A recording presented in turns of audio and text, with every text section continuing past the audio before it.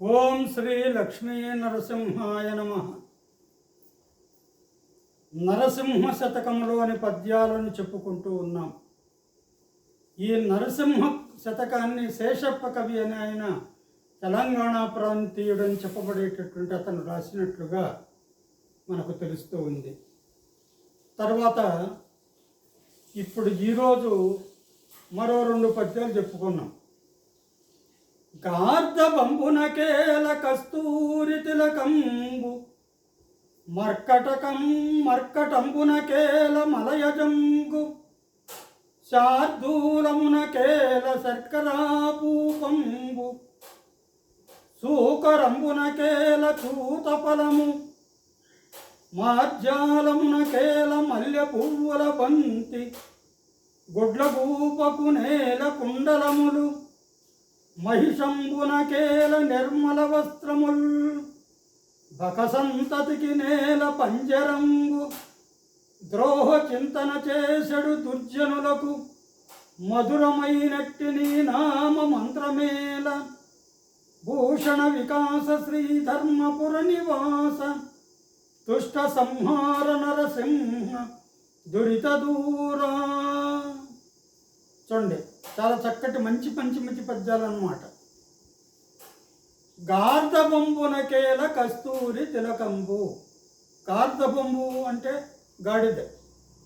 ఆ గాడిదకెందుకు కస్తూరి తిలకం అంటే బొట్టు అన్నమాట. ఈ కస్తూరి తిలకం పెట్టుకుంటారు, చాలా అందంగా ఉంటుంది, ముఖంలో కాంతివంతంగా ఉంటుంది, ముఖానికి శోభనిస్తుంది అన్నమాట కస్తూరి తిలకం అంటే. ఆ శ్రీకృష్ణ పరమాత్మకు చాలా ఇష్టమైనటువంటిది.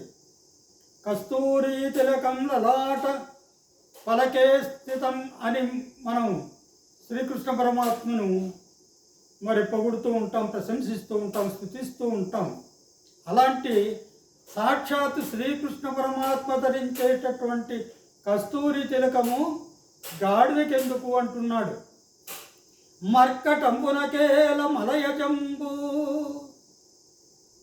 మలయ పర్వతాల నుండి వీచేటటువంటి గాలి సుగంధ పరిమళంగా ఉంటుందన్నమాట. ఆ సుగంధము అంటే గంధపు చెట్లు ఎక్కువగా ఉంటాయి అక్కడ.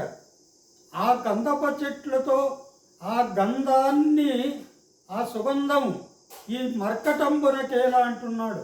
కోతికెందుకు, కోతికి ఆ సుగంధం రాయడం ఎందుకు అంటున్నాడు, అవసరం లేదు కదా అని. శార్దూలమునకేల శర్కరాపూపంబు. శార్దూలము అంటే పులి, శర్కర అంటే చక్కెర, అపూపము అంటే రొట్టె. మనం అప్పలు తింటారా అని పిల్లలకు అప్ప అని ఇస్తూ ఉంటాం కదా, దాన్ని సంస్కృతంలో అపూపం, ఆ సంస్కృత పదం నుంచి పుట్టిందే అప్ప అన్నమాట. స్వీట్ శర్కరాపూపంబు అంటే చక్కెరతో తయారు చేయబడినటువంటి ఒక రొట్టె లాంటిది అన్నమాట. అది శార్దూలమునకేలా, పులికెందుకు అంటున్నాడు. సూకరంబునకేల చూత ఫలము. చూతం అంటే మామిడి, ఫలం అంటే పండు, మామిడి పండు అని. చాలా రుచికరమైనటువంటివి మామిడి పండు. ఈ కాలం, ఈ మే నెల నుంచి జూలై ఆగస్టు వరకు ఎక్కడ పడితే కూడా అక్కడ మనకు మంచి మంచి రుచికరమైనటువంటి మామిడి పళ్ళు దొరుకుతూ ఉంటాయి. అది ఆ మామిడి పండు సూకరంబునకేలా, పందికెందుకు అంటున్నాడు. పందికి ఏదంటే జిడ్డు పదార్థాలు, ఏదంటే అది మలినం ఇలాంటివి తినేటటువంటి దానికి మామిడి పండు ఎందుకు అని. మార్జాలమునకేల మల్లె పువ్వుల బంతి. మార్జాలము అంటే ఏంటంటే పిల్లి. పిల్లులకు చక్కగా ఇష్టంగా పెంచుకునేటటువంటి వాళ్ళు ఏం చేస్తారంటే ఆ మల్లెపూల యొక్క చెండును అలంకరిస్తూ ఉంటారు. అలాంటి ఆ మార్జాలాలకు, పిల్లులకు మల్లె పువ్వుల బంతి అవసరము అంటున్నాడు. గుడ్లగూపకు నేల కుండలములు. గుడ్లగూపులు ఉంటాయి, వాటిని చూడటమే దరిద్రం అనుకుంటాం మనం. అలాంటి గుడ్లగూపులకు కుండలములు. కుండలములు అంటే చెవికి పెట్టుకునేటటువంటి పోగులు లాంటివి అన్నమాట. చాలా అందంగా కనపడడానికి, చెవులు అందంగా కనపడడానికి ఆ చెవి పోగులు పెట్టుకుంటుంటారు పిల్లల నుంచి పెద్దల వరకు. మరి ఇలాంటి అందమైనటువంటి ఆ చెవిపోగులు గొడ్లకు ఊపకు ఎందుకు అంటున్నాడు. మహిషంబునకేల నిర్మల వస్త్రముల్. నిర్మల వస్త్రం, నిర్మలం అంటే ఏంటంటే మంచి, అంటే మలినము లేనటువంటి, నిర్మలం అంటే మాలిన్యము లేనటువంటి, అంటే మంచి బాగా చక్కగా శుభ్రపరచబడినటువంటి వస్త్రములు మహిషంబునకేలా. దున్నపోతుకెందుకు? దున్నపోతుకు మంచి వస్త్రాలు ధరించేస్తే అది నేలలో మట్టిలో పొల్లాడుతుంది కదా. అలాంటి మహిషంబునకు, దున్నపోతుకు నిర్మల వస్త్రములు ఎలా అంటున్నాడు. బక సంతతికి నేల పంజరంబు. పంజరాల్లో చిలుకలను పెట్టుకుంటారు. అందమైనటువంటి పంజరాలలో అందమైన చిలుకలు తెచ్చి వాటిని ఎంతో ప్రేమగా ముద్దాడుతూ ఉంటారన్నమాట. అలాంటి ఆ పంజరము బక సంతతికి నేల. బకం అంటే కొంగ, సంతతి అంటే పిల్లలు. కొంగ పిల్లలకి ఎందుకు అంటున్నాడు. కొంగ పిల్లలు అవి ఒక చోట ఉండే కదా, ఎగిరిగిరి పూయేటటువంటి వాటిని అందవిహీనంగా కాళ్ళు పొడవుగా ముక్కు పొడవుగా ఉంటాయి కదా, అందంగా లేనటువంటి వాటిని పంజరములో బాగా అందంగా దాచుకోవలసిన చిలుకలను బంధించేటటువంటి పంజరాల్లో పెట్టడం ఎందుకు అంటున్నాడు. ద్రోహ చింతన చేసెడు దుర్జనులకు మధురమైనట్టి నీ నామ మంత్రమేలా.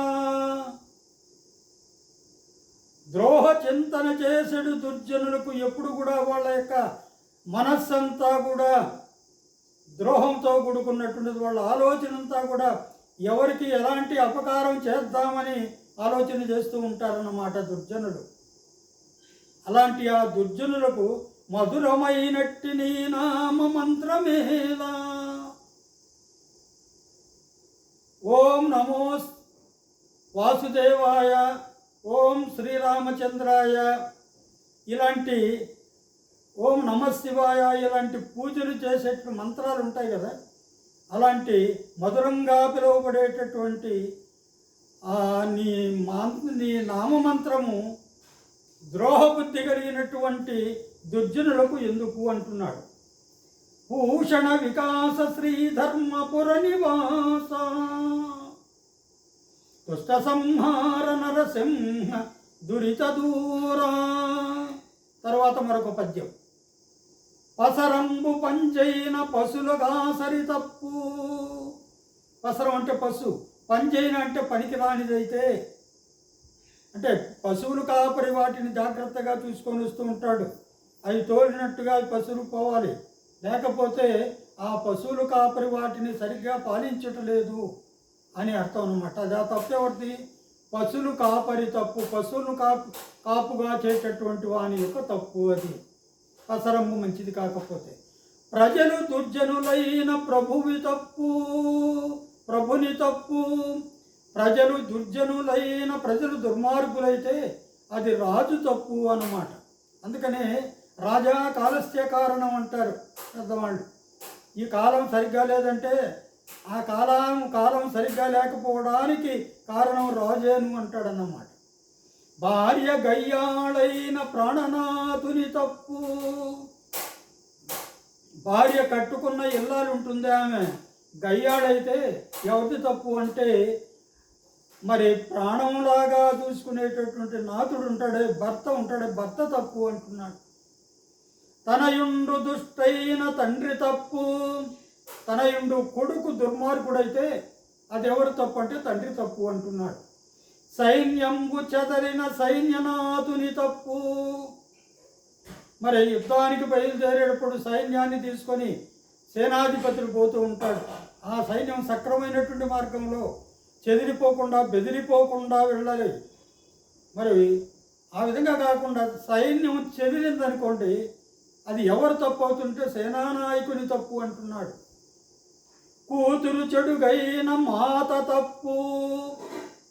తల్లి మరి కూతురు చెడుదారిలో పోతూ ఉంటే అది తల్లి తప్పు అంటున్నాడు. అశ్వంబు చెడుగైన ఆరోహకుని తప్పు. అశ్వం గుర్రం చెడు మార్గంలో పోతూ ఉంటే ఆరోహకుని తప్పు అనమాట. ఆరోహకుడు అంటే రౌతు. ఆ రౌతు మంచోడు కాకపోతే గుర్రం మంచిది కాదు అని అంటారు కదా, అందువల్ల అనమాట. హస్తి దుష్టైన హస్తీపకుని తప్పు. హస్తి అంటే ఏనుగు. ఏనుగు దుర్మార్గంగా ఉంటే ఎవడి తప్పు అంటే హస్తీపకుడు అంటే మావటి వాని యొక్క తప్పు అన్నమాట. ఇట్టి తప్పులెరుంగక ఇచ్చవచ్చినటుల మెలగుదురు ఇప్పుడే అవని జనులు. ఇలాంటి తప్పులన్నీ తెలుసుకోకుండా తమకు ఇష్టం వచ్చినటువంటి రీతిలో మెలుగుతూ ఉంటారు ఈ ప్రజలు, ఈ భూమి జనులు అని ఆ శేషప్ప కవి అంటున్నాడు. భూషణ వికాస శ్రీధర్మ పురనివాస దుష్ట సంహార నరసింహ దురిత దూరా. ఓం తత్సత్.